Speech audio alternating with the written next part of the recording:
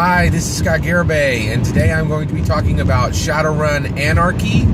So, Shadowrun Anarchy is a new rule set that has been released for Shadowrun. It is a very, very interesting book. So, just a little bit of history with me and Shadowrun. So, I have been playing Shadowrun since its inception. I think the game was started in 1992.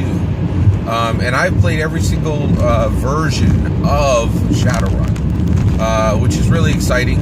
I bought my first edition Shadowrun book in Lancaster, Pennsylvania, which is close to Millersville University, where I went to college and got a political science degree.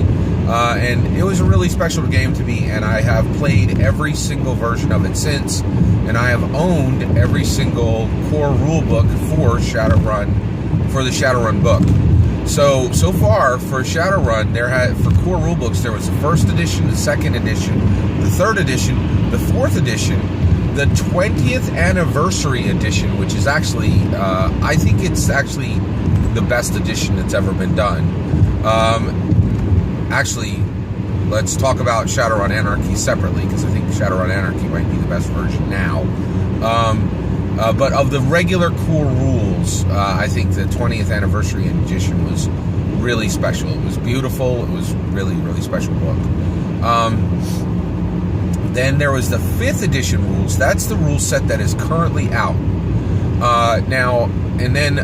So I do want to talk just a little bit about Shadowrun overall. Shadowrun is a really special game to me. It is, it's really... I love it. I absolutely love the world. It's one of the most unique worlds there are. It's a mixture of science fiction and fantasy together. It's a cyberpunk mixing of science fiction and fantasy. So you have dragons and you have spellcasting the same way you would have in Dungeons and Dragons. You have metahumans, which are elves, dwarves, orcs, trolls, and that's it. That's the full range. There's a few races that are a little off the grid, but that's a separate topic. I won't go into too deep on that. But it's just a really, really special, super, super unique world. It has two major problems with the game. The rule set are just problematic. That's the kindest thing that can be said. The regular game involves massive pools of dice, and it's just unwieldy. It is really unwieldy. The other thing that's really kind of interesting about it is the game has two specific characters in the game that can be very, very problematic in the game from the very beginning. And that is, the game includes magic users who actually can go into the astral plane. And this is a major issue in the game, in that if you have characters who go into another plane of existence, that's kind of a big issue, right? Well, the game has two other character types that can go into completely other planes of existence. The second one are hackers, right? So they're called deckers in the game. Hackers, they've used different terms, right? And these characters, they're really problematic because they spend their time in the Matrix, right? And so they're always kind of, doing things that no one else in the party can see, right? The last part is riggers. So riggers control drones, and it is really, really common for one particular character to never be for that character themselves to never be proximally close, right? So riggers literally spend their time sitting in trucks and have drones that are around the characters, right? Now these are all really cool elements, but they're terribly, terribly designed to tell a tabletop role-playing game, in that, not only do you have the obstacle of a really less than ideal rule set, but you also have the obstacle of routinely there being 3 types of characters that aren't with the main group. And so it can be really, really challenging to run a Shadowrun game. Now, some people love all those aspects, and they say that the difficulty of that is what part of what makes it shine. Now, one thing that I really like, Shadowrun is my number 2 game. I really like Actually, maybe I can't say that anymore. I've really been loving Fate Accelerated a lot lately. I would say Shadowrun has become my number 3 game.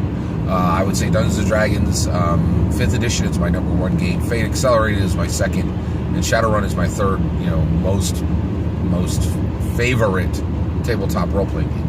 But it's a really special game. So on top of all that comes Shadowrun Anarchy. Now, Shadowrun Anarchy is a brand new book, and the point of Shadowrun Anarchy is to make Shadowrun rules light. Okay. Now, the current edition, 5th edition, is over 400 pages long. It's massive, right?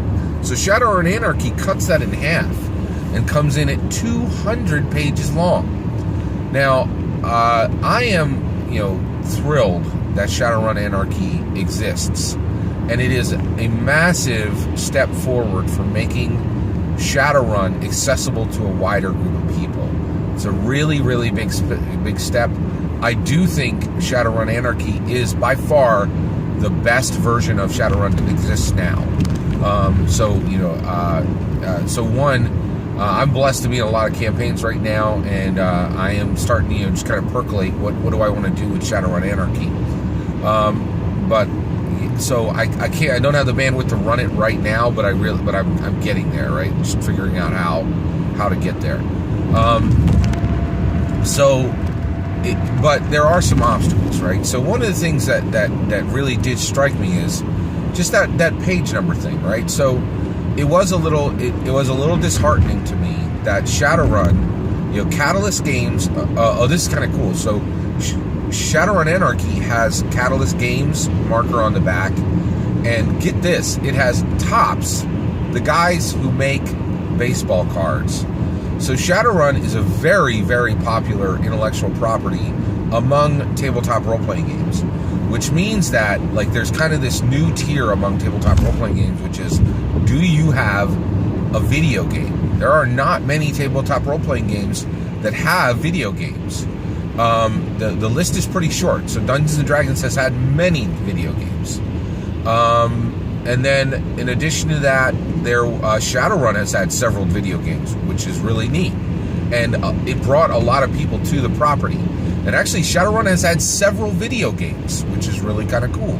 And that's how they got involved with Topps. Once you start talking about video game money, you're talking about millions of dollars. And often, millions of dollars are not connected to tabletop role-playing games, right? Tens of millions of dollars. Maybe it's not that there are games that reach, $1 million or $2 million, but generally tens of millions of dollars are not attached to tabletop role-playing game properties.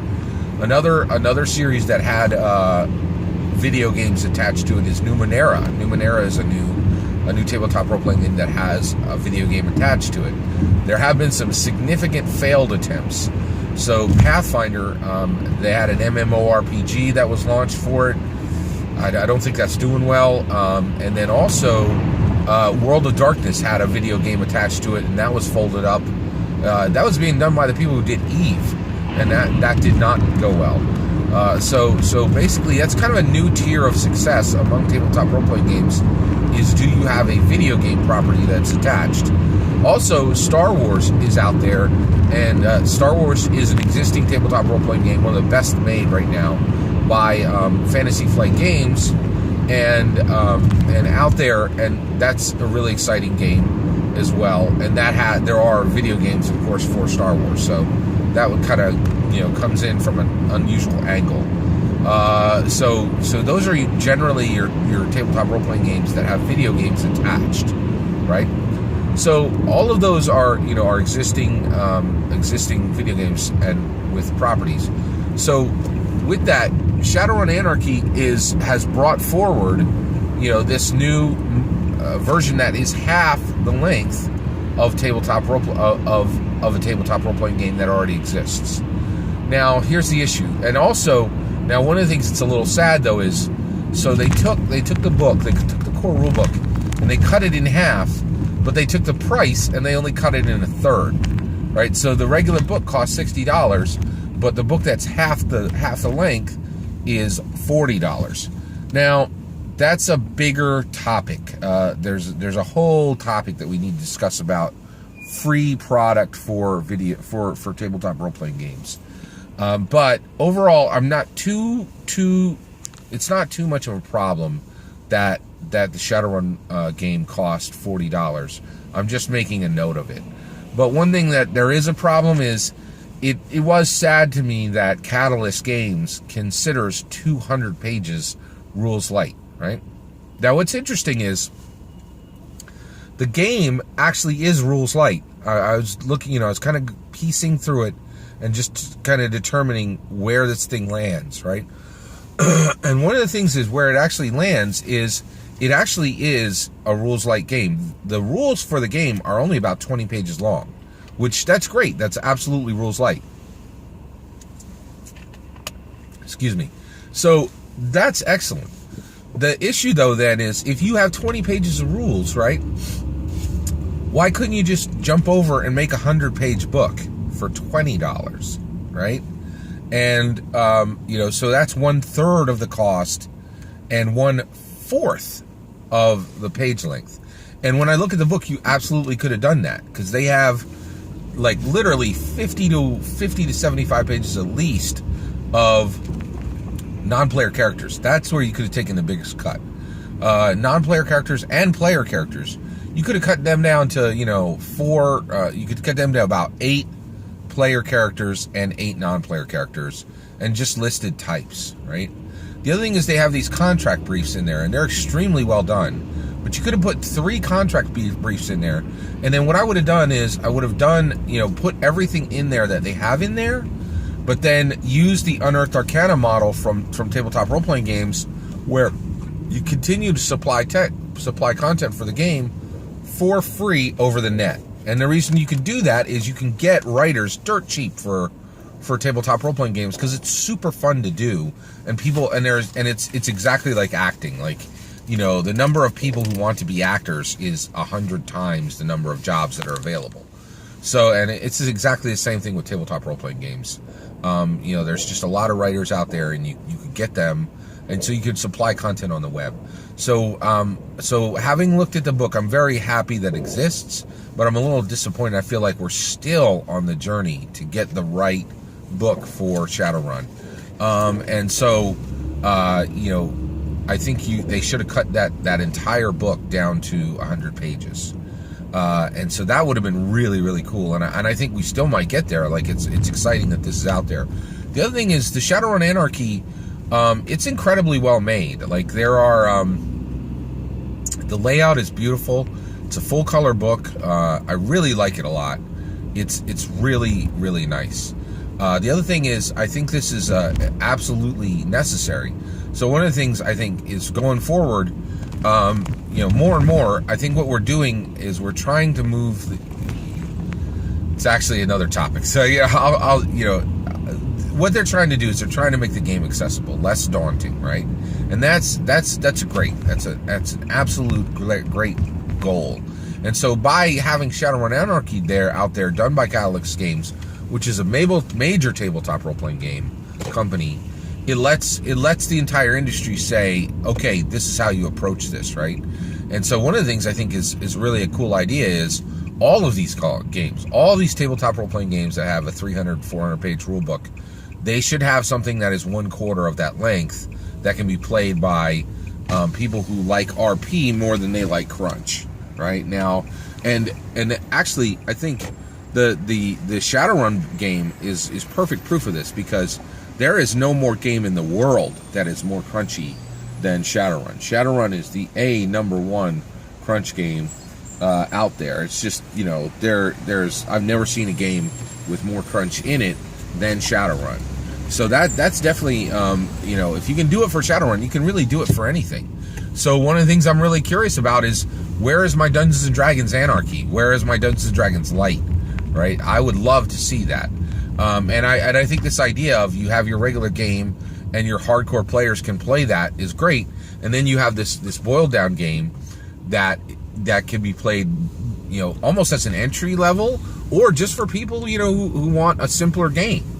And so Shadowrun Anarchy is really in the mix. They're working on a very important goal for the entire industry. And so I'm very excited about that. It really is a fascinating creation. The queue system, I'm going to talk about the queue system, which is the rule system separately. But overall, the book is really, really quite unique. The job they did on the non-player characters and on the player characters is fantastic. The contract briefs, these are, hey, here's a job, right? So this is the job, this is the twist, these are the characters in the job for Shadowruns. Those are 1-page to 2-page synopsises of, almost all of them are on 1 page of the contract briefs. They are done amazingly well. I really think, and I think these should be done for every role-playing game. Like, this really is a template, right? So, one, the characters look amazing. Just the layout and the art, the way they combine them together is just gorgeous. And so I would love to see that continued in other role-playing games. And then also these contract briefs, they are just the best I've ever seen done in a Shadowrun game for presenting, here's how you do a Shadowrun. And here's 1 page, and now you're set to run for an entire night. That is awesome. Just absolutely awesome. And I also think that it's really cool. It's very nice that they're set up that way. And I would like to see quests for Dungeons & Dragons and some of these other games start to be done like this, because I think it's a really, really neat, unique approach, and it just makes sense, and it's very usable and readable. So that's my thoughts on Shadowrun Anarchy. Thank you.